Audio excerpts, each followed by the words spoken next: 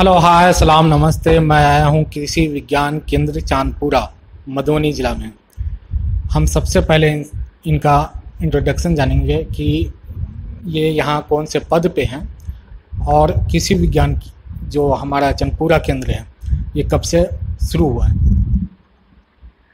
मेरा नाम मंगलानंद झा है। मैं वरीय वैज्ञानिक एवं प्रधान के पद पर यहाँ कार्यरत हूँ।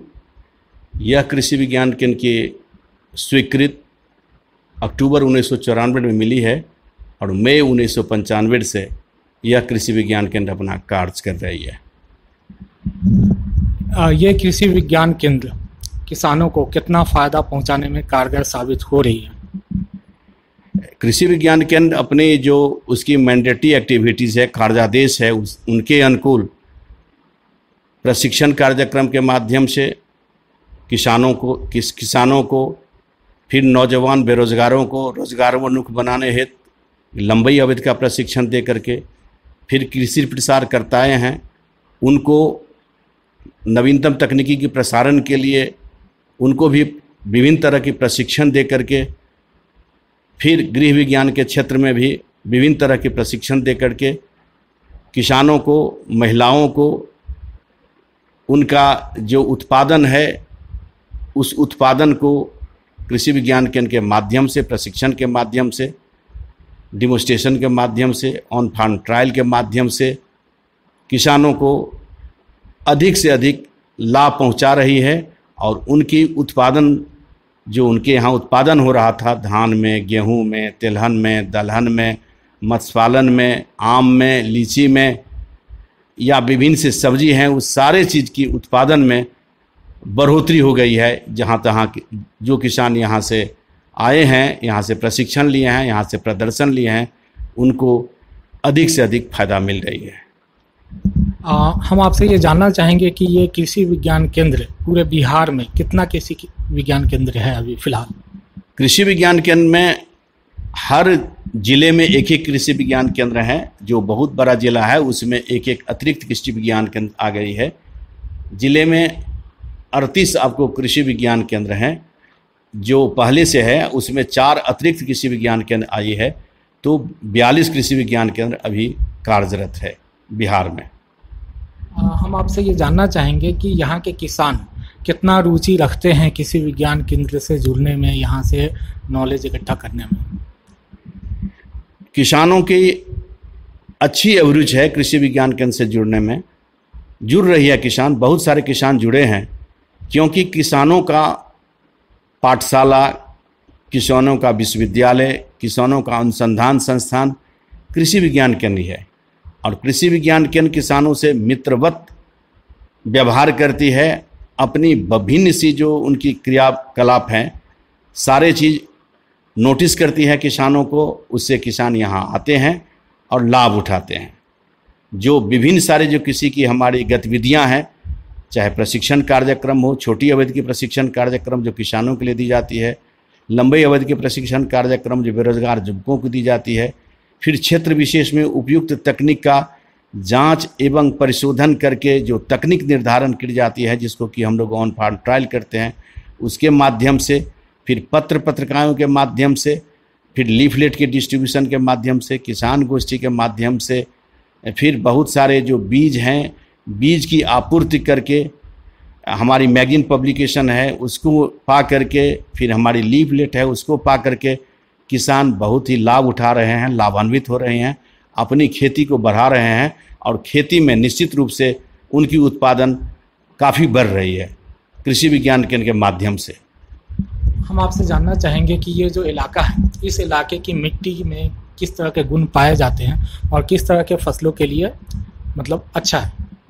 देखिए, मधुबनी जिला का जो मिट्टी है वह मिट्टी खेती के लिए अत्यंत ही उपयुक्त मिट्टी है। दिक्कत एक ही बात है, जो यहाँ बाढ़ आती है और सुखाड़ भी होती है। बाढ़ सुखाड़ किसान झेलता है, उसी के अनुरूप हम लोग प्रशिक्षण देते हैं। हम लोग विभिन्न सारे प्रजाति देते हैं, जो धान की प्रजाति हुआ या गेहूं की प्रजाति है, अपने डिमोन्स्ट्रेशन में ले जाते हैं, ऑन फार्म ट्रायल में ले जाते हैं। जो उनकी समस्या है, समस्या आधारित जो उनके सामने में दिखावें उन तक दें, तो उससे वो ज़्यादा लाभ ले सकेंगे। यहाँ की मिट्टी मुख्य रूप से मटियार दोमट मिट्टी है और औसतन मटियार दोमट कठोर जो जिसकी संख्या ये आपको लगभग 46% है, मटियार दोमट कठोर है जो 36% मिट्टी है, मात्र 7 से 8% दोरस मिट्टी है और शेष आपको 10% मिट्टी आपको बलुई दोमट मिट्टी है। तो धान और गेहूं पहले से चलता आ रहा है, लेकिन इसमें किसानों की हम लोग कोशिश करते हैं यदि धान ही किसान लगाता है तो धान को धान ही से बदले। इसमें जो सुगंधित धान राजेंद्र सुभाषनी है या आपको राजेंद्र कस्तूरी है, इसको यदि ये CR 909 है, ये वैरायटी से यदि किसान लगा लेता है या सुगंधा है तो अलग से धान में ही धान की यदि प्रजाति को बदल देता है तो किसानों की हम लोग प्रदर्शन में ले जाते हैं और इसके माध्यम से किसानों की उत्पादन भी बढ़ती है और किसानों की आमदनी भी बढ़ रही है। यदि हम उसमें थोड़ी सी सेंटेड राइस जो आती है सुगंधित धान, उसको यदि हम धान में कर दें, गेहूं में जैसे अभी सुखाड़ की स्थिति आती है जिसमें ज़्यादा से ज़्यादा ताप सहने की सामर्थ्य हो, तो हम लोग समय से भी बुआई करते हैं तो उसके लिए और विलम्ब से भी बुआई कराते हैं, तो उसमें भी जो उपयुक्त प्रजाति है उसकी जानकारी किसानों तक देते हैं जो ठीक भाई जो ये प्रजाति यदि आप लगावेंगे तो आपको गेहूं में ज़्यादा असर नहीं पड़ेगा ताप का, आपको अधिक से अधिक उत्पादन निश्चित रूप से होगा। इसमें आपको HD 2967 है जो समय से लगाते हैं उसकी हम लोग ज़्यादा प्रोपगंडा करते हैं, या PBW 373 है उसको करते हैं, HP 1744 है उसको करते हैं विलम्ब से लगाने की स्थिति में। ये आपको या SD 2250 है, इसको हम लोग ज़्यादा से ज़्यादा हम लोग कहते हैं जो लोगों को लगावें, लोग अधिक से अधिक इससे जानकारी रखें और इससे अधिक ये फ़ायदा लेने की। या HEW 234 है जो पहले की हालांकि तो पुरानी प्रजाति है, लेकिन विपरीत परिस्थिति में भी यदि आपको तापक क्रम का उतार चढ़ाव होता है तो इसमें ये किसानों को अधिक से अधिक आपको उत्पादन गेहूं के भी फील्ड में लेते हैं। फिर हम लोग समन्वित कृषि प्रणाली की तरफ किसानों की जोड़ते हैं जो ताकि आपको समेकित कृषि प्रणाली जो है उसको अपनावें, धान भी लगावें, धान के साथ में आपको मछली का भी उत्पादन कीजिए, पशुपालन भी कीजिए, ऐसा मॉडल बनाइए ताकि आपको सालों भर कुछ न कुछ आपको आमदनी होवे।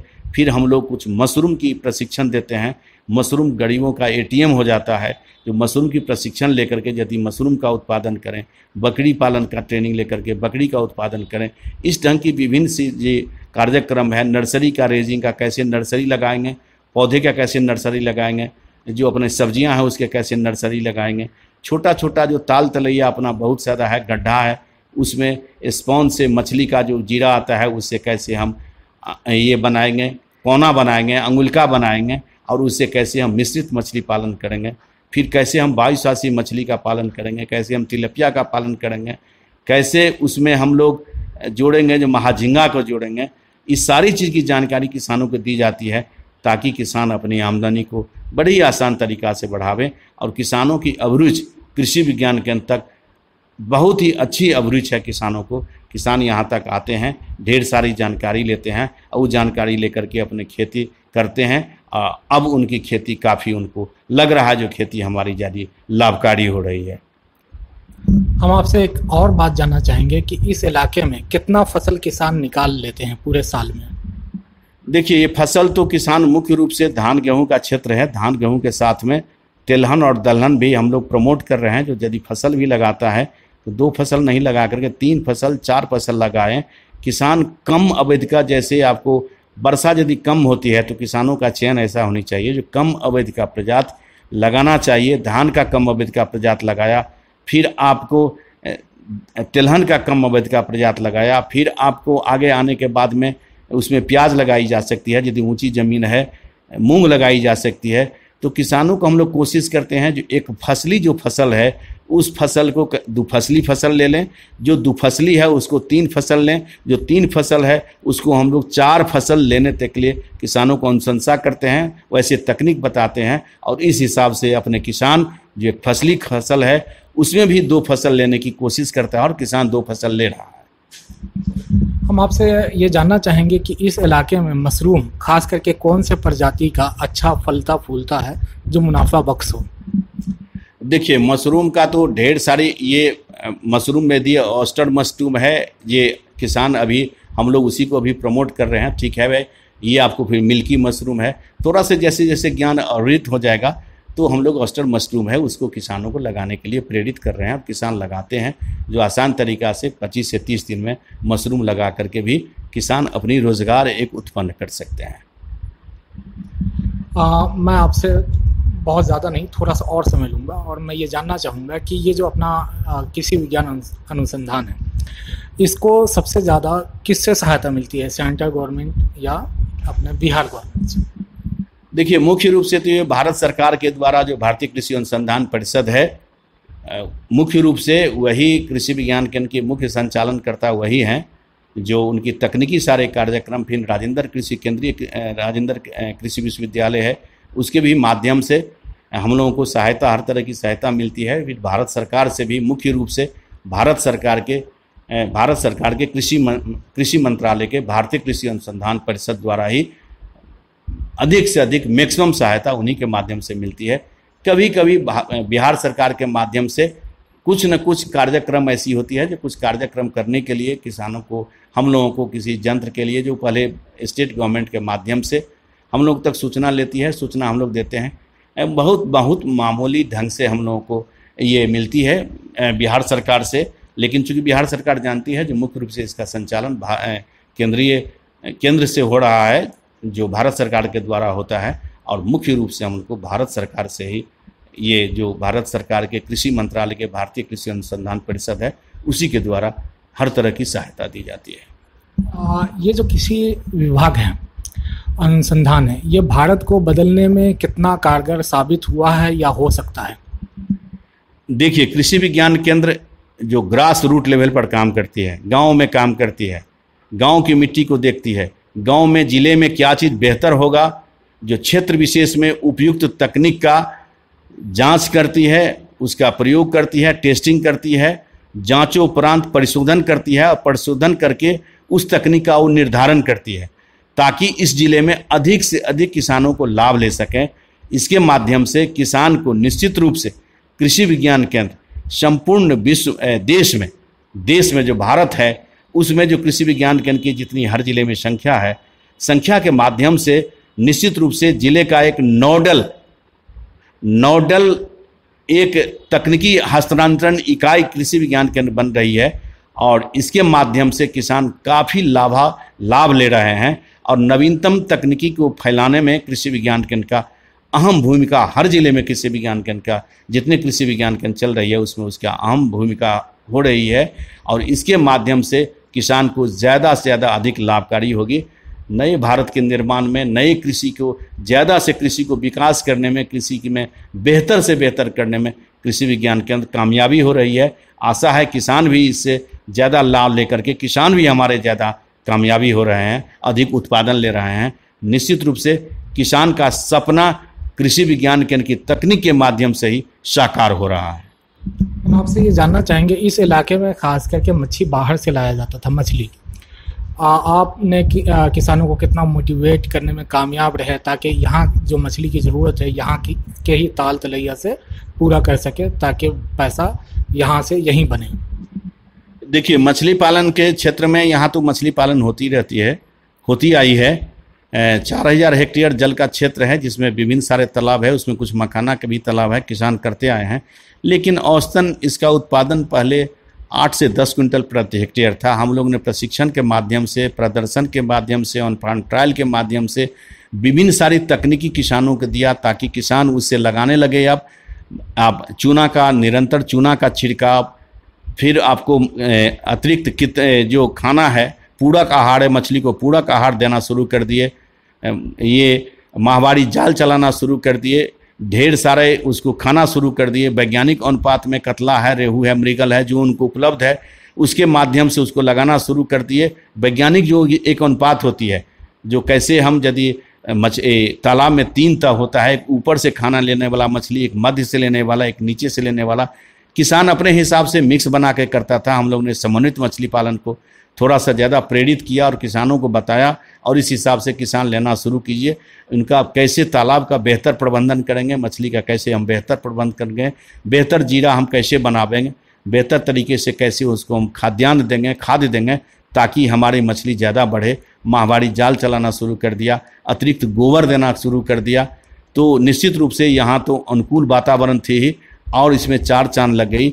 जहाँ उत्पादन आपको 8 से 10 क्विंटल प्रति हेक्टेयर होती थी, औसतन उत्पादन यहाँ आपको लगभग, जहाँ हम लोगों की कार्यक्रम चलती है वहाँ हम लोग देखते हैं जो किसान वहाँ 20 से 25 क्विंटल प्रति हेक्टेयर मछली का उत्पादन ले रहे हैं, और इसके देखा देखी दूसरे भी किसान कर रहे हैं। बहुत कम ही दिन में, हम आशा करते हैं बहुत कम ही दिन में, जिस हिसाब से हम लोग तकनीक का प्रसारण करते हैं और किसान इस तकनीक को ले रहे हैं, निश्चित रूप से किसान मछली पालन की दिशा में, मछली की जितनी खपत है अपने यहाँ, बाहर की मछली बंद हो जाएगी, और यहाँ किसान की जितनी मछली की आपूर्ति होना चाहिए यहाँ जिले से ही आपूर्ति हो जाएगी। अंत में जाते जाते आप किसान को कुछ, इस इलाके के किसान को कुछ अपनी तरफ से सुझाव देना चाहेंगे?